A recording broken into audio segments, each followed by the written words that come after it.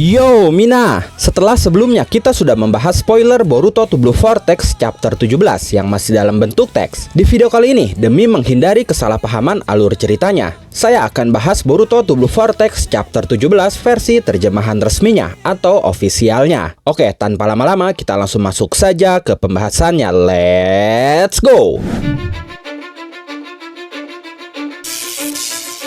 I don't give a fuck what you say. Yeah, I'ma do shit my way. So you can go kick rocks, I'ma stack bricks up, build what I want to make. Yo, I got a lot of shit to say, so I'ma do this every day. I'll be writing things until I'm fucking buried in my grave. 6 feet deep under, but my body won't decay.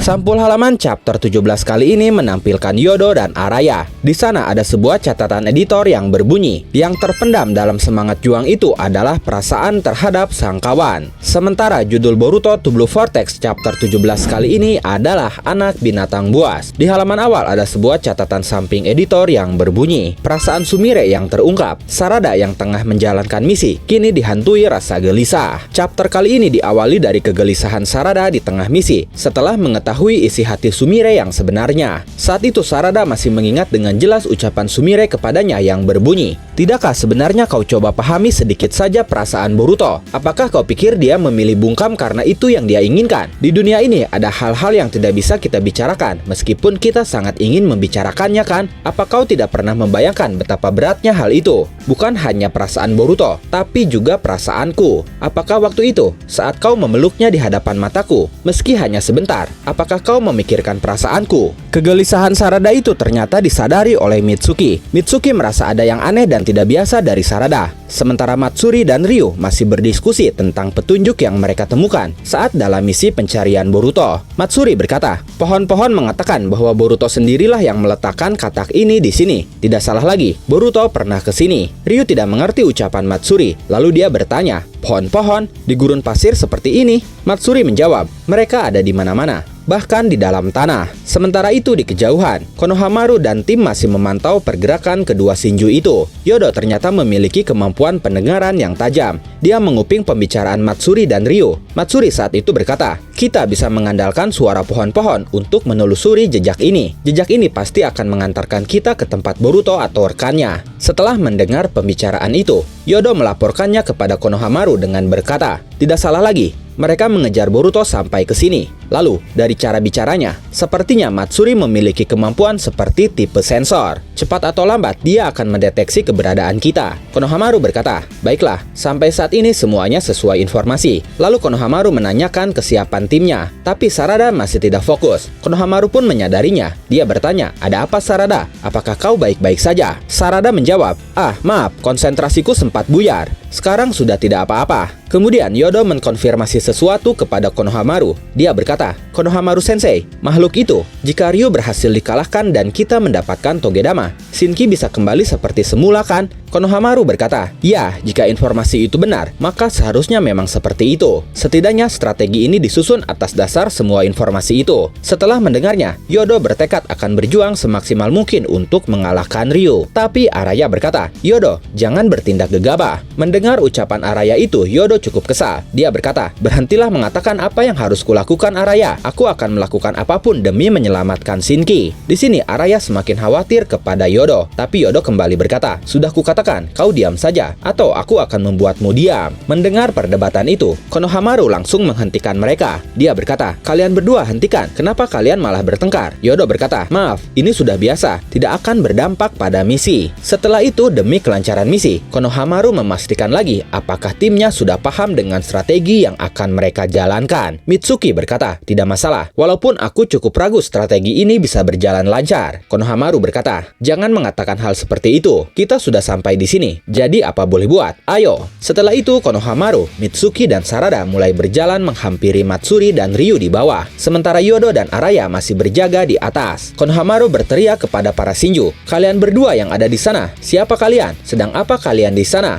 Ryu berkata kepada Matsuri, "Senpai, ada shinobi yang datang." Saat itu Matsuri mengenali bahwa shinobi yang datang menghampiri mereka salah satunya adalah Sarutobi Konohamaru. Saat itu Konohamaru memperkenalkan diri. Dia berkata, "Kami adalah shinobi dari Konoha. Kami kesini untuk menelusuri jejak dari Boruto si pemberontak. Bagaimana dengan kalian?" Setelah itu Ryu berkata lagi kepada Matsuri, "Sepertinya identitas kita belum terbongkar. Senior, bagaimana?" Saat itu ucapan Ryu tiba-tiba terhenti karena dia melihat wajah Matsuri yang memerah karena tersipu. Ryu langsung memanggil seniornya itu sekali lagi, tapi Matsuri masih saja menunjukkan wajah yang tidak biasa. Bahkan dia berkata, "Aku merasa ada yang aneh denganku. Ryu, kau saja yang bicara." Mendengar itu Ryu pun terkejut. Setelah itu terjadi kilas balik saat Konohamaru dipanggil Shikamaru untuk menjalankan misi yang saat ini mereka jalankan. Shikamaru berkata, "Dengar Konohamaru, mengalahkan para Shinju saja tidak cukup. Yang paling penting adalah mendapatkan Togedama." Konohamaru langsung bertanya, "Togedama?" Shikamaru menjelaskan bahwa Togedama adalah benda yang muncul saat Hidari berhasil dikalahkan. Seharusnya Konohamaru sudah pernah melihatnya secara langsung. Konohamaru pun langsung mengingatnya. Dia berkata, "Oh, benda itu ya." Lalu Shikamaru kembali menjelaskan. Dia berkata, "Jika Togedama dikembalikan ke tubuh asli mereka, Moegi dan Shinki bisa diselamatkan." Konohamaru terkejut mendengarnya. Dia langsung menanyakan kebenaran informasi itu. Shikamaru berkata, "Informasi yang kudapatkan ini dari sumber terpercaya. Kita bisa menyelamatkan Moegi dengan Togedama Matsuri dan menyelamatkan Shinki dengan Togedama Ryu. Sebaliknya, jika kita tidak berhasil mendapatkan Togedama mereka, para Shinju itu bisa bangkit kembali berkali-kali. Selama Togedama ada di tangan mereka, mengalahkan mereka berapa kali pun hanya akan buang-buang tenaga saja." Konohamaru berkata, "Togedama Hidari yang berhasil Boruto kalahkan waktu itu terbang entah kemana. Itu artinya ada kemungkinan Hidari sudah bangkit kembali." Shikamaru menjawab, "Ya, itu mungkin saja." Lalu Konohamaru pun mulai mengerti situasi dan tujuan misinya. Dia berkata, "Aku mengerti. Jadi misi kali ini adalah mengalahkan para Shinju dan mendapatkan Togedama." Hanya saja, saat itu Konohamaru penasaran dengan sumber informasi yang Shikamaru miliki. Dia berkata, "Tapi Hachidaime, bagaimana kau bisa mendapatkan informasi ini? Terlepas dari benar atau tidaknya, informasi ini jauh melebihi apa yang kita peroleh dari interogasi Boruto." Sayangnya, saat itu Konohamaru tidak mendapatkan jawabannya. Shikamaru berkata, "Maaf Konohamaru, sumber informasi ini sangat rahasia. Aku akan memilah informasi mana saja yang layak diketahui oleh publik, termasuk menilai kebenaran informasi itu. Apa kau keberatan?" Walaupun masih sangat kebingungan, tapi Konohamaru tidak keberatan akan hal itu. Saat itu kita pun bisa melihat ada kata Kashinkoji di kerah baju Shikamaru sedang mengamati situasi yang ada. Kemudian Shikamaru berkata, "Lalu untuk misi kali ini, berdasarkan informasi yang kita miliki, aku sudah menyiapkan strategi untuk melawan mereka jika diperlukan. Shinju adalah monster yang memiliki kekuatan tempur yang tinggi dan ingin memangsa target seperti kau dan Sarada. Itulah kenapa kita menganggap mereka sebagai musuh yang harus dikalahkan. Penilaian ini bersifat relatif. Kita belum bisa menentukan kebenaran bahwa Shinju itu pada dasarnya jahat. Intinya yang ingin kusampaikan adalah para Shinju itu bisa dikatakan seperti anak binatang buas yang baru saja lahir." Konohamaru semakin kebingungan dengan banyaknya informasi aneh yang dia dapatkan tiba-tiba. Lalu Konohamaru menanyakan maksud dari anak binatang buas. Shikamaru berkata, "Kemungkinan mereka tidak punya niat jahat sama sekali. Paling tidak, saat ini mereka masih belum memilikinya. Binatang buas yang hanya bergerak mengikuti naluri. Mereka itu benar-benar polos. Justru sifat polos itulah yang membuat mereka berbahaya. Bagi umat manusia, mereka adalah ancaman yang sangat besar." Konohamaru berkata, "Intinya, mereka tetap saja musuh yang harus kita kalahkan kan? Sebenarnya apa yang ingin kau sampaikan?" Shikamaru berkata, "Konohamaru, cobalah untuk mengakrabkan diri dengan mereka. Jinakkan mereka. Selagi para binatang buas itu masih seperti anak kecil yang polos. Setelah itu hianati mereka." Mendengar itu Konohamaru terlihat seperti terbawa perasaan. Shikamaru langsung berkata, "Barusan hatimu goyah ya? Jika kau menganggap mereka sebagai musuh, kita tidak boleh menaruh belas kasihan supaya bisa mengalahkan mereka di saat mereka lengah. Jika itu Naruto, pasti tidak akan mengambil langkah ini. Tapi aku berbeda. Aku menerapkan strategi ini untuk menghadapi para monster di luar akal sehat manusia demi keberlangsungan umat manusia." Kilas balik pun berakhir. Konohamaru mulai memberitahu namanya dan juga timnya. Dia berkata, "Aku Konohamaru, pemimpin tim ini. Yang ini Sarada dan itu Mitsuki. Kalau kalian?" Ryu langsung berkata, "Aku Ryu dan ini seniorku." Tapi saat itu Matsuri justru bersembunyi di balik Ryu untuk menghindari tatap mata langsung dengan Konohamaru. Ryu pun merasa aneh. Dia berkata, "Hei Matsuri senpai, kau kenapa? Dari tadi aneh sekali." Matsuri menjawab, "Aku pun tidak tahu." Sementara Yodo dan Araya saat itu masih memantau situasi dari atas. Kemudian Konohamaru berkata lagi,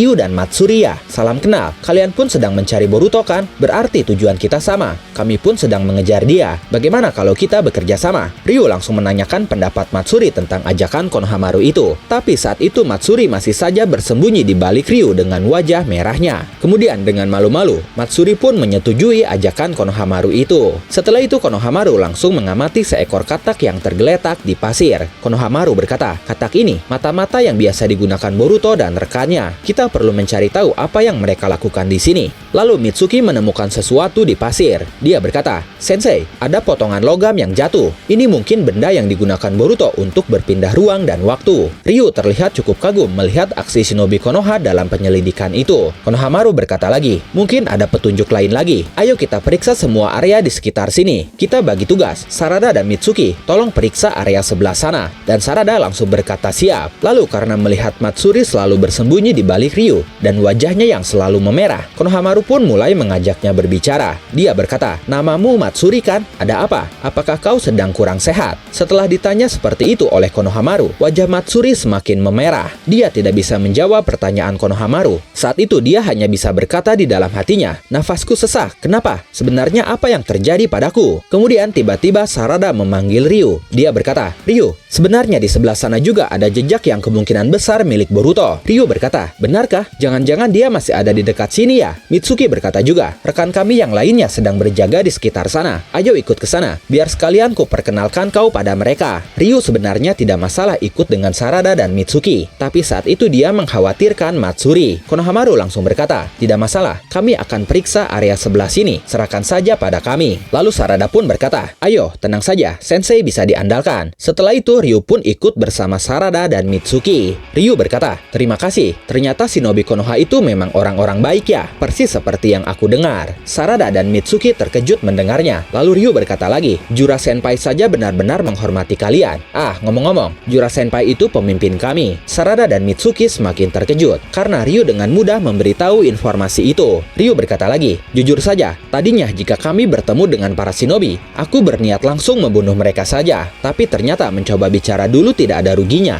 Duh, kau jangan menakut-nakuti kami seperti itu. Saat itu Yodo dan Araya masih memantau situasi sambil menunggu Sarada dan Mitsuki membawa Ryu ke tempat mereka. Yodo berkata, bertahanlah Shinki. Setelah itu terjadi kilas balik lagi, melanjutkan percakapan Shikamaru dengan Konohamaru sebelumnya. Shikamaru berkata, selain itu Konohamaru, ada alasan kenapa aku memilihmu dalam misi kali ini. Apakah kau tahu alasan Matsuri memilihmu sebagai targetnya? Itu karena dia memiliki perasaan cinta kepadamu. Konohamaru sontak terkejut mendengarnya. Shikamaru kembali berkata, tapi Matsuri sendiri sepertinya belum menyadari hal itu. Lebih tepatnya, dia masih belum bisa memahami perasaan apa itu sebenarnya. Ada kemungkinan perasaan itu akan membuatnya bingung. Jika itu terjadi, maka posisi kita jadi lebih diuntungkan. Konohamaru benar-benar mulai terbawa perasaan. Dia mulai menentang Shikamaru. Shikamaru langsung berkata, aku sudah mengatakannya kan, jangan mengasihani mereka. Shinju itu adalah musuh kita. Menurut informasi, yang akan muncul di lokasi adalah Matsuri atau Ryu. Kemungkinan terburuknya adalah keduanya muncul bersama. Menghadapi mereka berdua secara bersamaan bukan perkara mudah. Jika itu terjadi, kita perlu memisahkan mereka dan jaga supaya mereka tidak curiga. Konohamaru, kau harus mengendalikan medan pertempuran. Kilas balik pun berakhir. Konohamaru kini hanya berdua saja dengan Matsuri. Matsuri masih menunjukkan wajah merah tersipunya. Melihat itu Konohamaru berkata, kau masih tidak enak badan ya? Bagaimana kalau kita duduk dan mengobrol di suatu tempat? Tidak lama dari itu mereka akhirnya mencari tempat dan duduk berdua di sana. Konohamaru berkata, bagaimana? Apa kau sudah lebih tenang? Dengan wajah yang masih merah, Matsuri berkata, aku tidak tahu karena biasanya aku tidak seperti ini. Konohamaru berkata, bagaimana ya? Menurutku merasa seperti itu bukan sesuatu yang aneh. Setelah itu beralih ke Eida. Kashinkoji menghubungi Eida dan meminta Eida untuk memantau langsung situasi terkini di negeri angin. Tapi Eida bertanya bagaimana dengan si pria tua. Kashinkoji berkata, seharusnya Mamushi sedang berada di markas mereka. Kau tidak perlu khawatir, dia akan melihatmu. Setelah itu Eida langsung melihat situasinya menggunakan Senrigan. Sementara Kashinkoji sendiri sedang berada di markas bersama Boruto. Koji langsung memberitahu Boruto situasi yang sudah Eida lihat. Koji berkata, untuk saat ini berjalan lancar. Setidaknya kita berhasil memisahkan mereka berdua. Boruto berkata, setelah itu bagaimana? Koji berkata, Konohamaru memisahkan Matsuri seorang diri. Idealnya, Pertama-tama, Sarada dan 3 orang lainnya harus menghabisi Ryu, kemudian bergabung dengan Konohamaru untuk mengalahkan Matsuri. Boruto bertanya berapa persen kemungkinan gagalnya. Koji menjawab, tidak begitu tinggi. Boruto berkata lagi, jangan mencoba mengelabuiku. Aku tanya berapa persen. Koji berkata,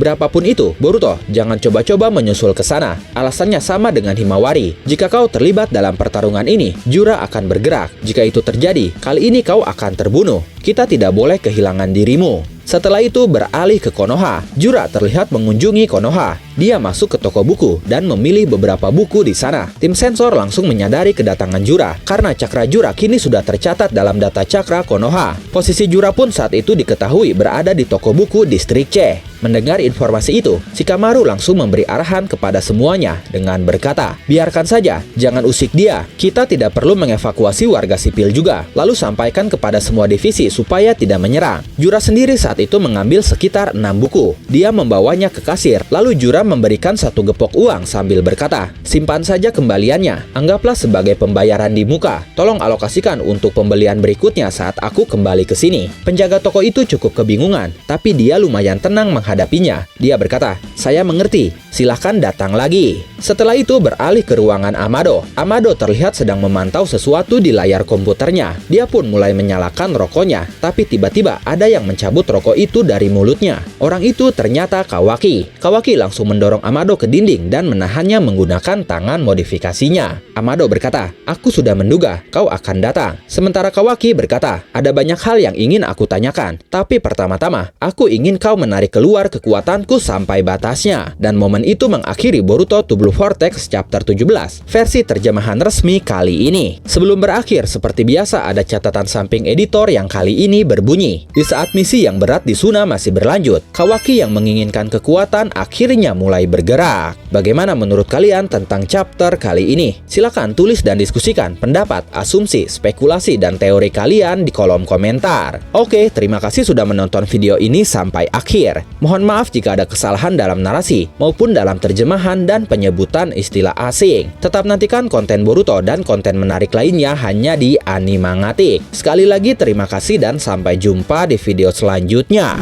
愛のがってバイブスを感じてアニメ